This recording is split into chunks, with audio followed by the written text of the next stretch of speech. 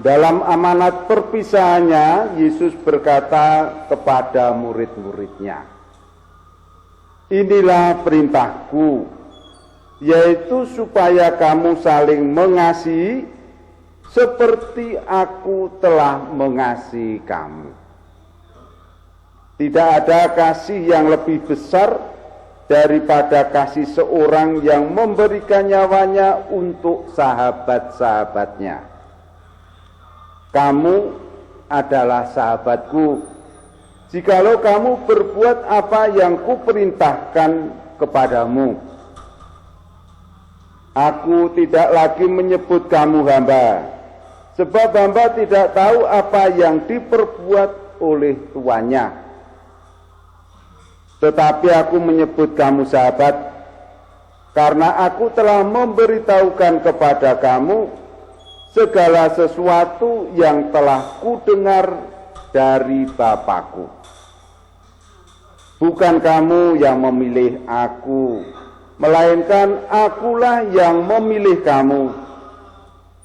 Dan aku telah menetapkan kamu supaya kamu pergi dan menghasilkan buah, dan buahmu itu tetap, supaya apa yang kamu minta kepada Bapa dalam namaku diberikannya kepadamu.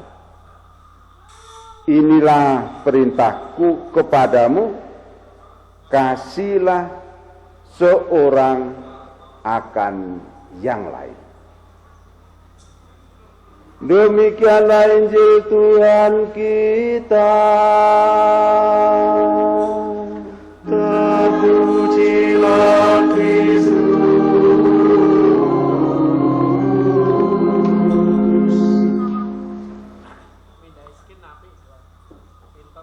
Kita semua sebagai murid-murid Yesus pasti sudah tahu bahwa perintah utama dari Tuhan Yesus adalah mengasihi. Inilah yang menjadi ciri utama para pengikut Kristus. Mengasihi. Mestinya semua murid Kristus dalam hidupnya sehari-hari dipenuhi dengan kasih. Kasih yang bukan hanya kasih manusiawi, tetapi juga ada kasih ilahi. Karena kita sendiri sudah menerima kasih itu dari Allah. Dalam surat pertama Rasul Yohanes dikatakan bahwa sebelum kita mengasihi, Allah telah lebih dahulu mengasihi kita. Kasih yang kita terima dari Allah itu yang memungkinkan kita mengasihi sesama kita. Maka kita perlu dalam hari-hari kita membiarkan diri dipenuhi oleh Allah, dipenuhi oleh kasih Allah, agar kita mampu mengasihi sesama kita.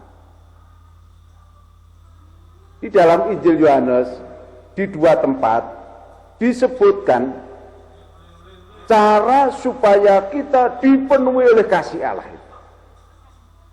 Yang pertama di Injil Yohanes bab 6. Dikatakan di sana, barang siapa makan dagingku dan darahku, aku dan Bapa akan tinggal di dalamnya dan mampu mendorong untuk berbuat kasih. Bagi kita orang Katolik jelas tubuh dan darah Kristus bisa kita terima sepanjang perayaan Ekaristi. Maka kalau ada inisiatif di sekolah ini untuk mengadakan Ekaristi bulanan, ini tanda yang sangat bagus. Karena sekolah memperhatikan anggota-anggotanya untuk bersatu dengan Kristus dalam tubuh dan darahnya. Dengan demikian, seluruh warga sekolah Riji, termasuk wali murid, dipenuhi dengan kasih itu, sehingga bisa memberikan kasih kepada orang lain. Cara kedua yang ditunjukkan Yesus di dalam Injil Yohanes bab sebelum bab 15 ini, yaitu dengan menghidupi perintahnya. Kalau kita menghidupi firman Allah, sama dikatakan Yesus, Dia dan Bapanya akan tinggal dalam diri kita, sehingga kita akan mampu melaksanakan firman itu. Maka perlu sekali bagi kita para murid Yesus memahami perintah Allah itu dan memberi waktu untuk mendengarkan dan merenungkannya. Maka penting sekali dalam kesempatan harian kita memberikan waktu untuk merenungkan sabda itu, agar sabda itu meresap di dalam hati kita sehingga menjadi milik kita. Akibatnya kehendak kita bersatu dengan kehendak Allah. Apa yang kita lakukan dalam kehidupan sehari-hari itu merupakan perwujudan, merupakan manifestasi dari kehendak Allah yang dinyatakan dalam diri kita. Kalau kita melakukan itu, kata Yesus di dalam bab 15 bagian sebelum ini, apapun yang kamu minta akan dikabulkan oleh Bapakku. Karena apa? Karena permintaan-permintaan kita pun berdasarkan keinginan hati Allah, bukan hanya keinginan hati kita. Maka dalam setiap doa permohonan, di akhir doa permohonan kita mestinya kita tambahkan kata-kata ini.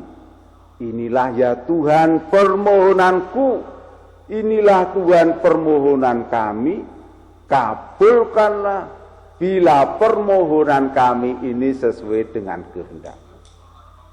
Kalau ada sikap hati seperti itu, kita akan menerima dengan hati yang terbuka apapun yang diberikan Allah kepada kita.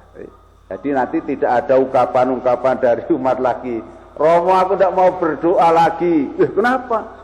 Karena aku sudah doa novena ini, novena itu tidak dikabulkan katanya. Ada yang mengatakan, saya juga sudah doa novena Santos Tadeus itu, Yudas Tadeus itu, yang dikatakan doa yang tak pernah gagal, tapi nyatanya gagal juga Romo. Kalau kehendak kita, permohonan kita tidak sesuai dengan kehendak Allah, Allah juga tidak akan mengabulkan, karena Allah hanya memberikan yang terbaik bagi kita masing-masing. Kembali ke perintah Yesus untuk saling mengasihi.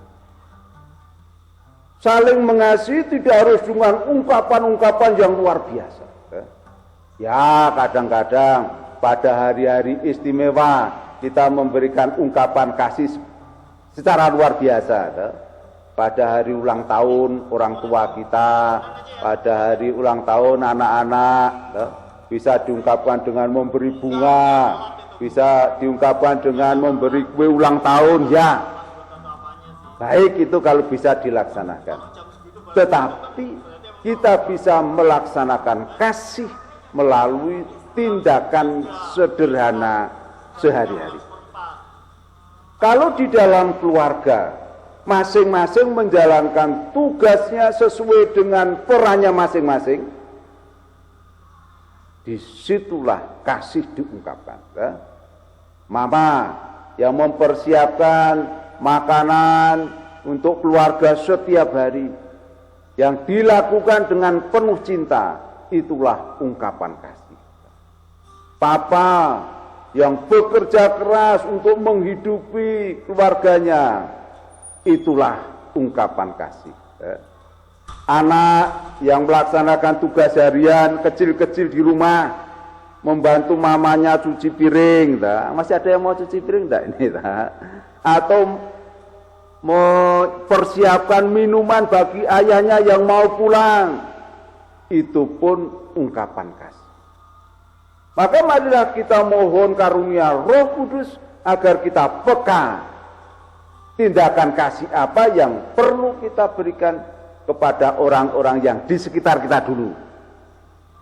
Dalam keluarga dulu. Kalau dalam keluarga sudah terpenuhi, mari kita berpikir yang lebih luas, yang ada di luar rumah kita. Di luar sana ada banyak orang yang membutuhkan perhatian kita. Ada orang yang sedih, kita hibur. Ya. Ada orang yang sakit, kita doakan. Kadang-kadang ada orang yang dalam kesulitan ekonomi, kita membagi sedikit apa yang kita punyai. Itulah bentuk kasih. Kalau hati kita dipenuhi dengan kasih Allah, hati kita akan meluas sampai ke ujung dunia juga ya. Kita mendengar bahwa di Myanmar sekarang ini baru dikuasai oleh junta militer. Kita bergabung dengan umat yang berjuang supaya dibebaskan dari junta militer itu agar bisa hidup dalam dunia demokrasi yang lebih luas. Di India kita tahu sekarang ini ya, pandemi COVID-19 menyerang begitu banyak orang. Kita tidak hanya melongo ketika melihat berita, tapi kita bawa berita itu di dalam hati kita doakan. Di Papua sana kita tahu sekarang ini suasananya sedang tidak mudah. Kita juga berdoa bagi mereka semua. Kita juga terbuka bagi saudara-saudari kita yang beragama lain. Ya. Saat ini saudara-saudari kita Muslim sedang menunaikan ibadah puasa. Kita juga doakan mereka. Tuhan, semoga ibadah mereka sungguh-sungguh berkenan kepadamu. Ya. Supaya ibadah mereka membawa kepadamu dan juga membawa mereka mencintai sesamanya.